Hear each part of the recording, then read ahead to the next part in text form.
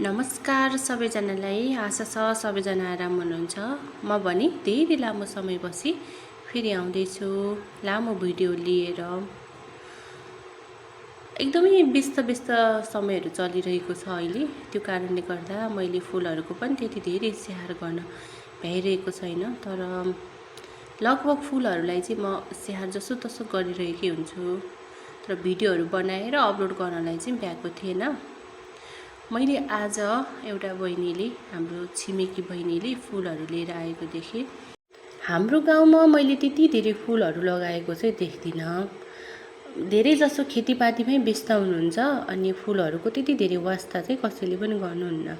तर कसैकोमा त्यो घन्टी फुल भन्ने हिबिस्कस अनि कसैकोमा मैले कनेर देखेको छु। तर मैले यहाँ आइसकेपछि मैले जब फुलहरू लगाउन थालेँ अनि मेरो छिमेकीहरूलाई पनि सायद प्रेरणा मिलेछ क्यारे फुल लगाउने। उहाँहरूले पनि फुल एउटा दुईटा गरेर लगाउन थाल्नु भएको छ। कतिले मबाट लैजानुहुन्छ भने कतिजना चाहिँ नर्सरीमै गएर लिएर आउनुहुन्छ। खुसी लाग्छ उहाँहरूको पनि बढ्दै गरेको फुल प्रेम देख्दाखेरि। तर एकदमै नयाँ हुँदै गर्दाखेरि कुन चाहिँ फुल कतिखेर ल्याउने भन्ने धेरै जसोलाई थाहा चाहिँ हुँदैन। आज जुन बहिनीले फुल लिएर आउनु भएको थियो उहाँले पनि सबै विन्टर सिजनको फुलहरू लिएर आउनुभएको रहेछ।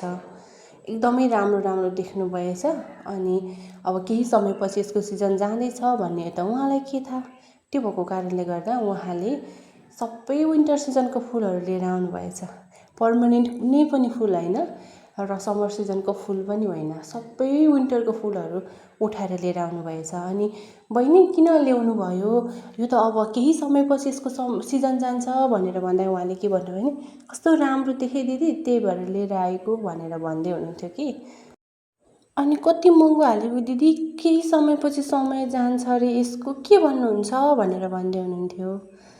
त्यो उहाँको मात्र प्रब्लम होइन, जति पनि बिगिनरहरू हुनुहुन्छ उहाँहरूको सबैको प्रब्लम यही हो कि कुन समयमा कुन चाहिँ फुल रोप्ने थाहा हुँदैन।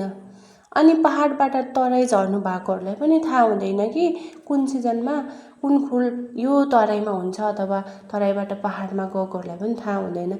किनभने यो डालियाहरू जुन उतातिर चाहिँ समर सिजनमा हुन्छ पहाडतिर, यता तराईतिर चाहिँ विन्टर सिजनमा हुन्छ कि।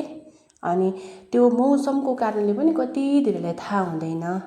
त्यस कारणले गर्दा म जतिजना पनि तराईमा हुनुहुने फुल प्रेमी साथीहरू हुनुहुन्छ उहाँहरूलाई भन्न चाहन्छु कि अब चाहिँ समर सिजनको फुलहरू लिएर रोप्नुहोस्। नर्सरीवालाले त अब हुन्छ लैजानुहोस् भन्नु भइहाल्छ नि। मेरोमा आउनुभयो भने पनि म पनि भन्छु।